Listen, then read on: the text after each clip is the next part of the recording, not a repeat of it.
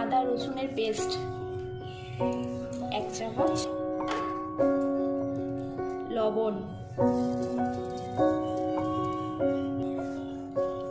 Soya sauce, vinegar, হলুদ গুঁড়ো,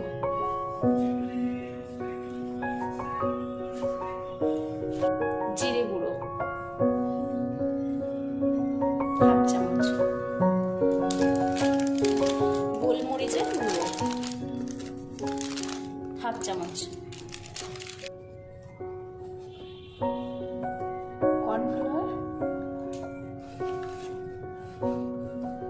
2 চামচ,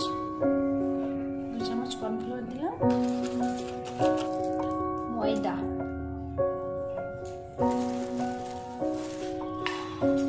এবার এটাকে ভালো করে মাখিয়ে নেব।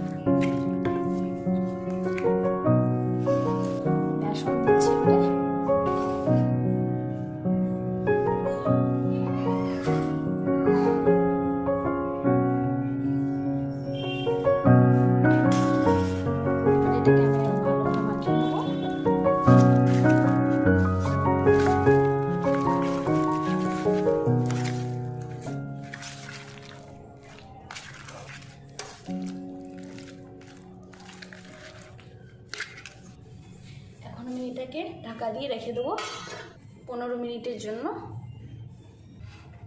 15 মিনিট হয়ে গেছে।